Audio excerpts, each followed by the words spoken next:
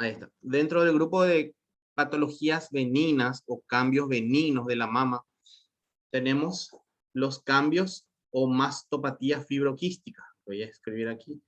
Mastopatía.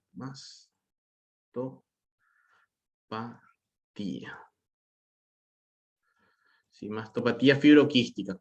Se dan mujeres que están en la edad fértil, ¿verdad? En edades fértiles, por ejemplo, entre 20 y 40 años, ¿verdad? Antes de la menopausia.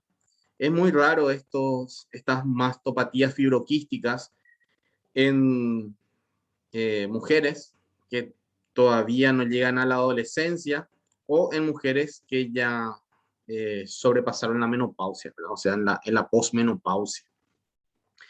¿Cuál es la patogenia o cuál es la causa de estas alteraciones o de este grupo de patologías? Un desbalance hormonal, ¿sí? Entre los estrógenos y la progesterona. Hay un aumento de estrógenos, una disminución de progesterona. Entonces eso hace que se produzcan una serie de cambios que son englobados dentro de la mastopatía fibroquística.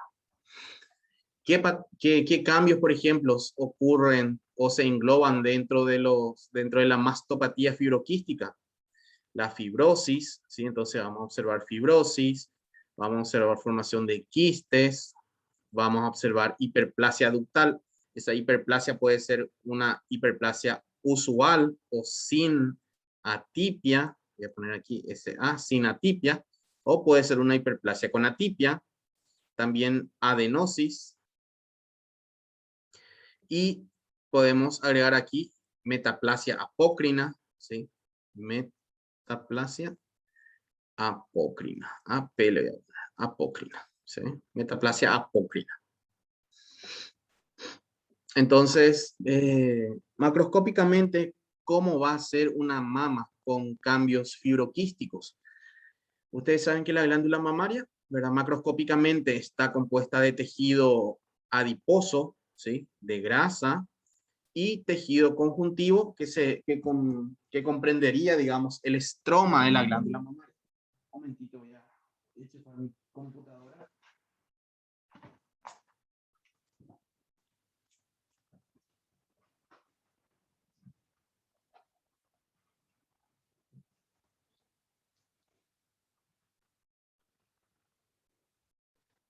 Ahí está. Entonces, tejido adiposo y tejido fibroconjuntivo o de soporte para los lobulillos y los ductos mamarios, ¿sí? Entonces, lo que vamos a observar en la macroscopía serían básicamente lesiones quísticas, ¿verdad? O lesiones fibrosas en el parénquima mamario, ¿sí? En este caso observamos aquí una pequeña formación quística que mide aproximadamente 1 por aquí, 1,3 centímetros aproximadamente de diámetro, ¿sí?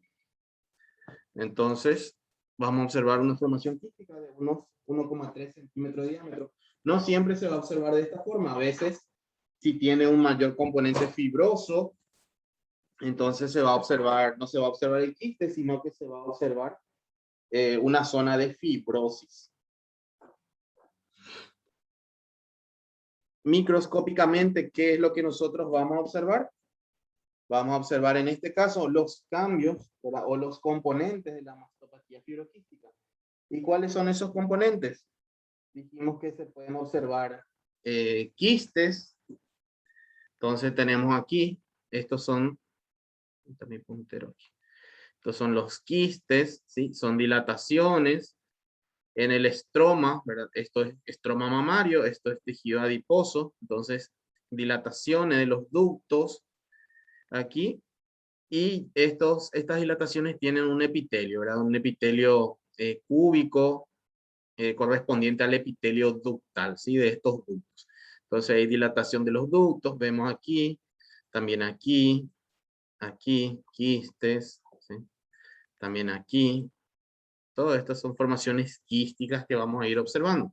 Después dijimos que otro componente era la fibrosis. Entonces vamos a observar que en esta zona, por ejemplo, no hay lobulillos, no hay ductos, ¿sí? Solo hay tejido fibroso. Entonces esto corresponde a fibrosis. También aquí, fibrosis. También aquí. Entonces tenemos quistes, tenemos fibrosis. Podemos también observar los otros cambios que son adenosis, hiperplasia, ¿verdad? Metaplasia apócrina. También podemos observar microcalcificaciones, ¿sí? Como en este caso, aquí, microcalcificaciones. Aquí nuevamente corresponde a los quistes. Esto es fibrosis, ¿sí? Fibrosis, colágeno, entonces fibrosis. Acá vemos la metaplasia apócrina, ¿sí? ¿Se acordarán ustedes por histología de las glándulas sudoríparas apócrinas? Entonces esto es lo mismo, ¿verdad? Son, ductos que están revestidos por un epitelio apócrino, es en las apócrinas, ¿sí? No son ductos como estos, por ejemplo, que están revestidos con el epitelio cúbico normal, ¿verdad? De los ductos, sino que están revestidos de glándulas, de células apócrinas, ¿sí? Entonces a esto se le denomina metaplasia apócrina. Aquí vemos cómo se observan quistes, estos también son quistes, estos también son quistes, y en esta zona vemos la metaplasia apócrina, ¿sí? Hay un cambio nada más en el epitelio. Ese epitelio cúbico que reviste los ductos pasa a ser un epitelio con células apócrinas, ¿sí? Aquí vemos más, estas son formaciones quísticas. También aquí vemos formaciones quísticas. Todo esto corresponde a fibrosis, ¿sí? Fibrosis, fibrosis. Aquí fibrosis. También aquí fibrosis. Entonces tenemos quistes, tenemos fibrosis. Después, aquí lo mismo, ¿verdad? Tenemos formaciones quísticas, tenemos fibrosis, tenemos zonas de adenosis. Aquí tenemos más fibrosis, ¿sí? Fibrosis del estroma. Todo esto que está aquí es fibrosis. Y estas son glándulas o formaciones quísticas ya con metaplasia apócrina, ¿sí? Esto corresponde a adenosis. En la adenosis tenemos como pequeños lobulillos, ¿verdad? Con proliferación de estos lobulillos, ¿sí? Pequeños nódulos con proliferación de lobulillos. Eso corresponden a zonas con adenosis. Alrededor tenemos fibrosis, ¿sí?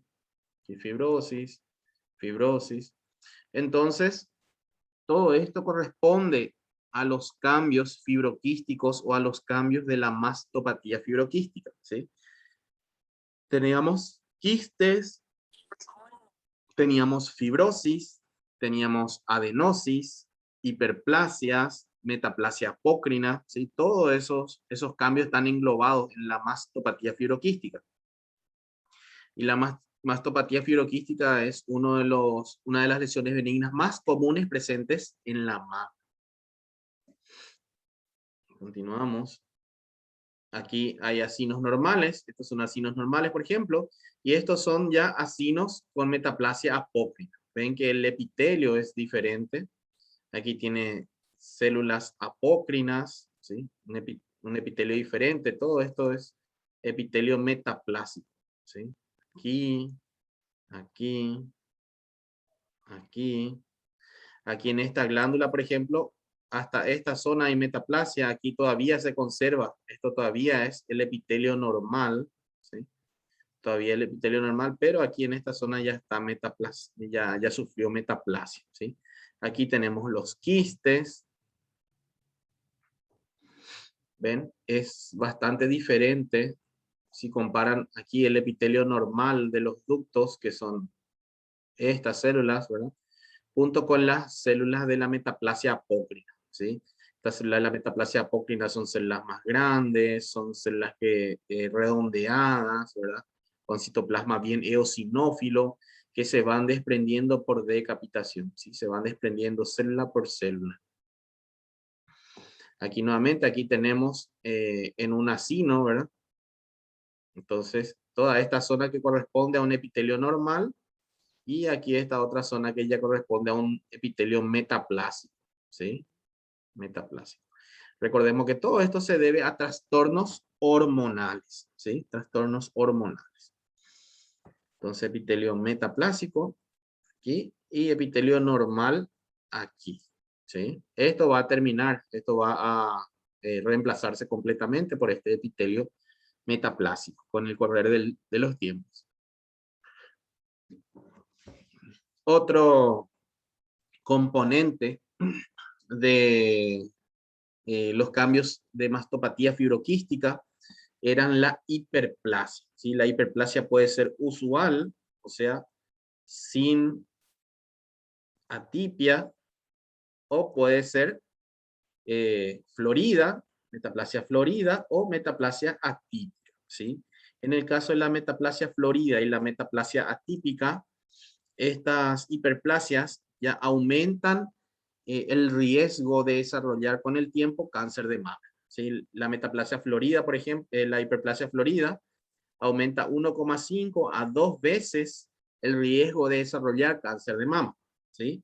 Y si tenemos la hiperplasia con atipia, el riesgo ya se aumenta 5 veces. Entonces, las mujeres con hiperplasia atípica ya tienen 5 veces más riesgo de desarrollar carcinoma de mama que una persona normal.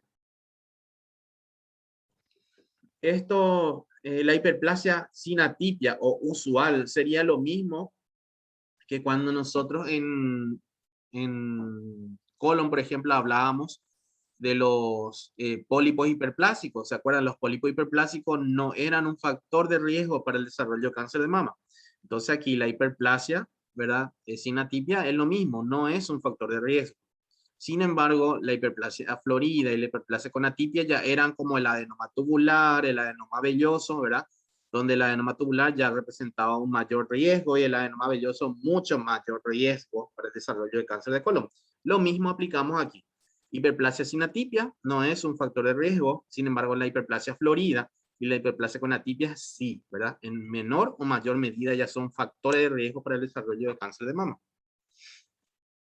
En la hiperplasia sin atipia, lo único que tenemos es un aumento del epitelio, del espesor del epitelio de las glándulas, ¿sí?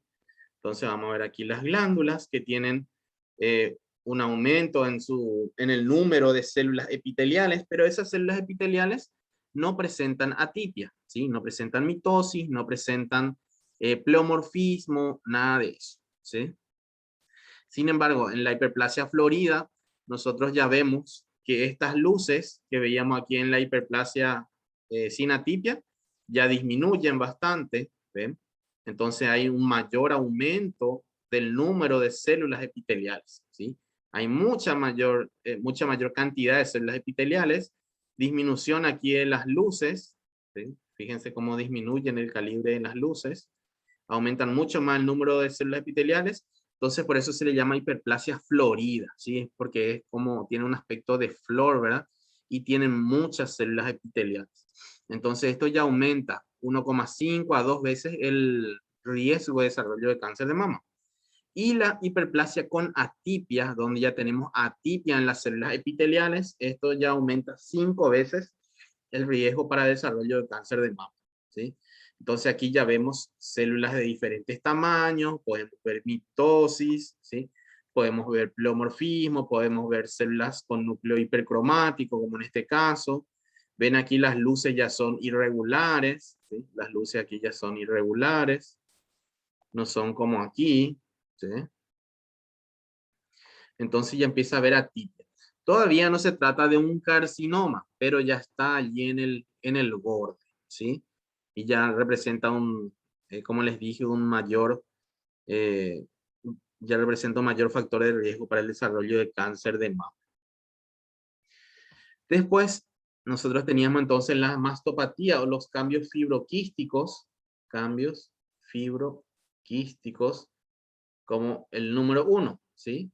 Ahora pasemos a los fibroadenomas. Los fibroadenomas son tumores, son neoplasias. Entonces, son, digamos, tejidos, ¿verdad? Formados de nuevo, ¿sí? Que tienen dos componentes. Tienen un componente estromal y tienen un componente epitelial, ¿sí? Entonces se denominan bifásicos, ¿sí? Tienen dos fases o dos componentes, estromal y epitelial. El fibroadenoma, dentro de todos los tumores, sin tener en cuenta que sean benignos o malignos, es el más frecuente, ¿sí? Entonces, si yo en el examen les pregunto, ¿cuál es el tumor más frecuente en la glándula mamaria? Fibroadenoma, ¿sí? Yo no le estoy preguntando el tumor maligno, el tumor benigno, yo le estoy preguntando por el tumor, ¿sí? Sin discriminar. Entonces, el fibroadenoma es el tumor más frecuente en la glándula mamaria. Componente bifásico, ¿verdad? Tienen un componente estromal y un componente epitelial. La edad de presentación es más común antes de los 30 años, ¿sí? Entonces también se da en mujeres jóvenes. ¿Cómo se presentan? Como lesiones nodulares, ¿sí? Entonces vemos aquí una foto macroscópica. Esta es la lesión, ¿verdad? Es un pequeño nódulo que mide alrededor de, a ver, está aquí entre el 2 y el 3, casi 1 centímetro. Mide unos 8 o 9 milímetros de diámetro, pero pueden ser más grandes, pueden medir 2, 3, 4 centímetros, ¿sí? Entonces, tienen las características macroscópicas de un tumor benigno. ¿Y cuáles son? Bordes bien delimitados, no infiltrantes, coloración homogénea, ¿verdad? Sin necrosis, sin hemorragia, ¿ok? Entonces, tienen características macroscópicas benignas. Y microscópicas dijimos que tenían dos componentes, un componente epitelial y un componente estromal, ¿sí? Entonces el componente epitelial, este número 1, ¿verdad? Donde el componente epitelial está dado por la formación de estas glándulas, ¿sí? Se forman estas glándulas, unas glándulas que no están ramificadas, ¿sí? Les voy a escribir aquí, no están ramificadas, son glándulas simples, ¿sí? De un epitelio simple, no estratificado, ¿sí? Y no están ramificadas, ¿ok? Son glándulas sencillas. Y el segundo componente es un componente estromal, ¿verdad? Que está dado por el tejido conjuntivo que rodea todo a todas esas glándulas, ¿sí? Entonces, dos componentes, recuerden eso. Macroscópicamente, aquí tenemos otra imagen. Vemos que tiene una coloración homogénea, los bordes regulares. Ven, aquí se observa que tiene un aspecto encapsulado, ¿sí? Bordes netos, no tiene borde infiltrante, no tiene bordes irregulares, no tiene aspecto necrótico. Aquí tenemos otra imagen, aquí tenemos el componente estromal y el componente epitelial está aquí, ¿sí? Aquí el componente epitelial. Aquí. Todo esto es componente estromal. Componente estromal. Aquí tenemos otra imagen. Vemos que el componente epitelial son simples, ¿sí? Son glándulas simples, no ramificadas. ¿Ven? Todas son glándulas simples, no ramificadas. Y esto es el componente estromal, ¿sí?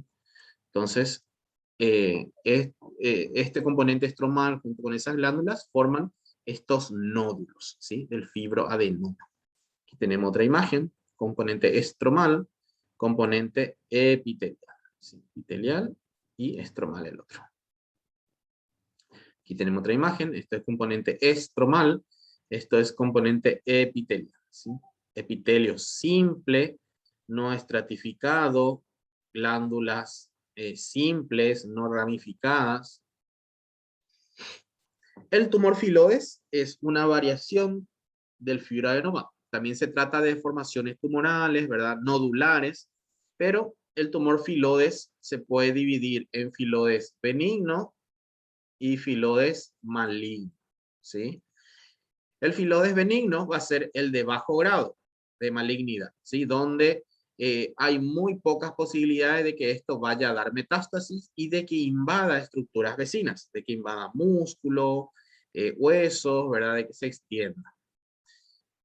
Y el de alto grado va a ser el maligno, filodes maligno, que suele tener tendencia a la recurrencia, ¿verdad? O sea, que suele reaparecer nuevamente. ¿Y por qué? Porque es un tumor que está ramificado, tiene características malignas, entonces suele invadir estructuras vecinas. Por lo tanto, es muy difícil sacar por completo ese tumor, por eso suelen recaer.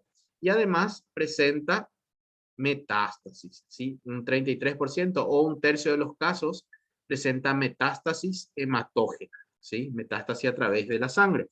Y este tumor, a diferencia de lo que es el fibroadenoma, donde el fibroadenoma era más común en personas de aproximadamente 30 años, este tumor filodes es más común en personas de 60 años para arriba, ¿sí? Entonces, en la sexta década de la vida, 50, 60, 70, 80 años, en personas ya mayores es más común. Microscópicamente, tienen este aspecto. Yo les había dicho que el fibroadenoma estaba compuesto tenía dos componentes, un componente estromal y un componente epitelial, ¿verdad? El componente epitelial formaban glándulas de epitelio simple. Sin embargo, aquí en el tumor filodes ya vemos que las glándulas están compuestas por un epitelio estratificado, ¿sí? Esto es un epitelio estratificado y además el fibroadenoma eran glándulas simples, no ramificadas. Sin embargo, en el tumor filodes ya vemos que se ramifican, ¿ven? Y adquieren un aspecto de asta de ciervo, o sea, de cuernos de ciervo, ¿sí? ¿Conocen los ciervos? Entonces, o los venados, entonces, estas glándulas adquieren esa forma, ¿sí? Al cuerno de una forma semejante al cuerno de los venados o de los ciervos, ¿sí? Entonces se les suele decir en asta de ciervo, ¿ok? Componente epitelial con glándulas ramificadas, ¿sí? Tienen todas ramas, son glándulas ramificadas y epitelio estratificado. Eso en cuanto al componente epitelial. Aquí hay otras imágenes, ven que son ramificados, si se van ramificando aquí. Aquí un poquito más cerca, esto ya no se observan.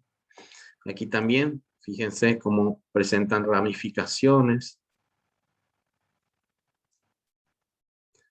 También aquí. Aquí fíjense la gran ramificación que presenta.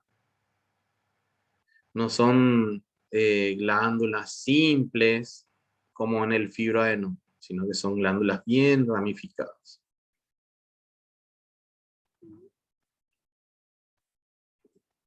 ¿Sí? Bueno, entonces, como les había dicho, tumor filodes se diferencia del fibroadenoma. En primer lugar, se diferencian por el tamaño. Los tumores filodes suelen ser más grandes, ¿verdad? El filodes puede ser filodes benigno, ¿verdad? Donde tengamos simplemente un tumor grande con glándulas ramificadas, epitelio estratificado, pero que no infiltre estructuras vecinas, que esté bien delimitado y que no vaya a dar metástasis, ¿verdad? Ese es el filodes benigno. Ahora, también podemos tener el otro tumor grande, ¿verdad? De 9, 10 centímetros de diámetro, que tiene bordes irregulares, no es un carcinoma, pero es un nódulo que está infiltrando allí el parénquima mamario, está infiltrando músculo. Entonces, allí tenemos el filodes maligno. Y ese filodes maligno puede dar metástasis, ¿sí? El fibroadenoma son tumores nodulares también, ¿verdad? Se presentan mujeres jóvenes, tienen dos componentes, estromal, epitelial. El componente epitelial está compuesto por epitelio plano, la forma de las glándulas es simple, no están ramificadas, ¿sí? Entonces esas son las diferencias. El papiloma intraductal, que es el otro tipo, donde tenemos nuestro resumen, aquí, hablamos de tumor filodes, papiloma intraductal.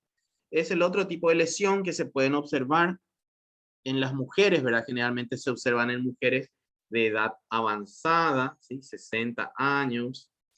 Estas lesiones se suelen presentar en los conductos galactóforos. Entonces, al presentarse en los conductos galactóforos, lo que suelen producir, por eso aquí dice 80%, es secreción serosanguinolenta por el pezón, ¿sí? Suelen producir secreción sanguinolenta o serosanguinolenta por el pezón.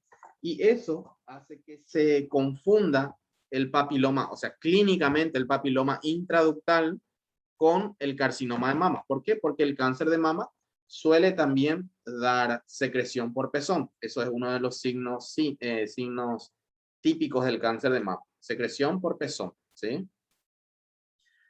En este caso, el papiloma intraductal es una lesión benigna, entonces se sitúa o se localiza en los conductos galactóforos. En un 30% en las mujeres mayores de 60 años, este papiloma intraductal se asocia también a un cáncer de mama, ¿sí? Pero en sí el papiloma intraductal es una lesión benigna que se localiza en los conductos galactóforos, ¿sí?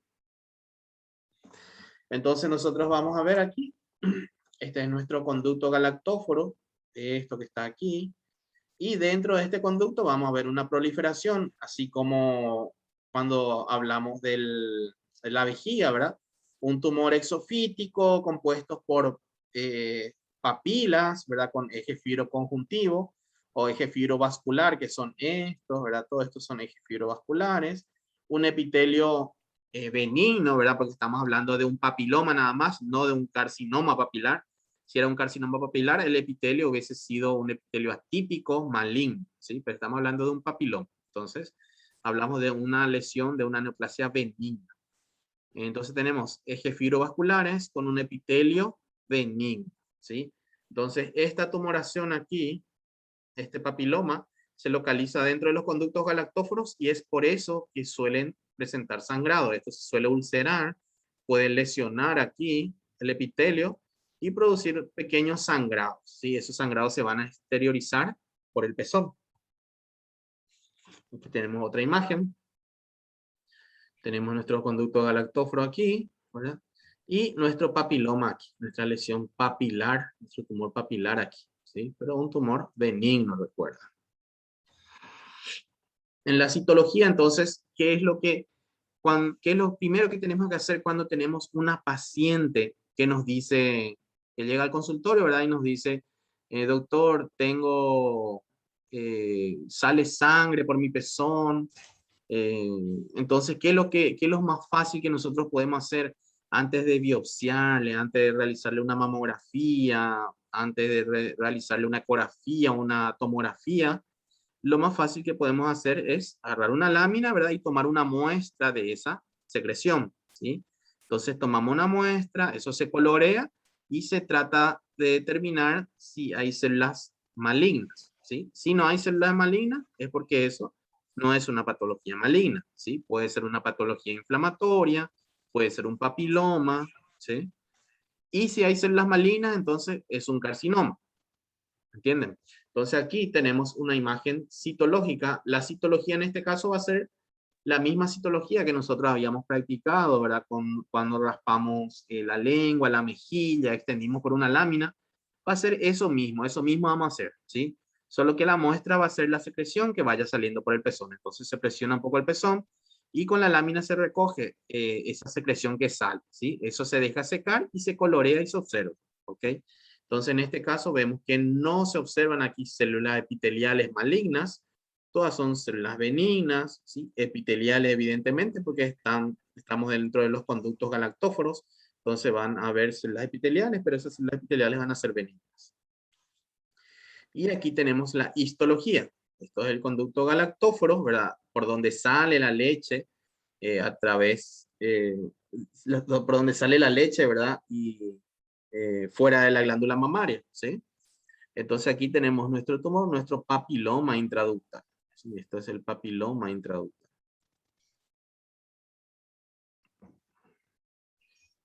Bueno. ¿Tienen alguna pregunta, chicos? ¿Alguna consulta? ¿Algo que no les haya quedado claro?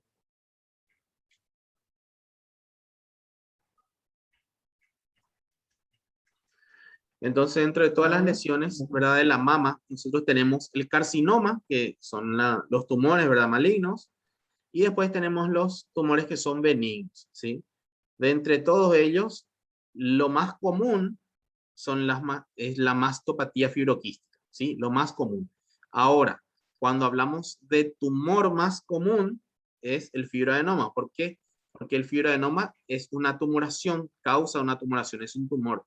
Sin embargo, los cambios fibroquísticos no siempre van a producir un tumor, ¿sí? Entonces, son las patologías más, más comunes, pero no son los tumores más comunes, porque en sí no son tumores, solo a veces se puede palpar como una tumoración las mastopatías fibroquísticas, ¿sí? Sin embargo, los fibroadenomas siempre se van a palpar como un tumor, como un nódulo o un tumor, ¿ok? Esa es la diferencia. ¿Sí? ¿Alguien quiere hablar?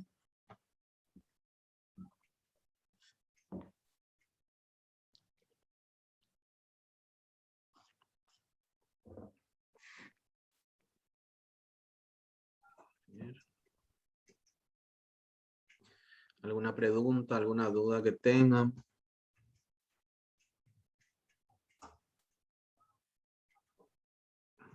Bueno, creo que no. Entonces,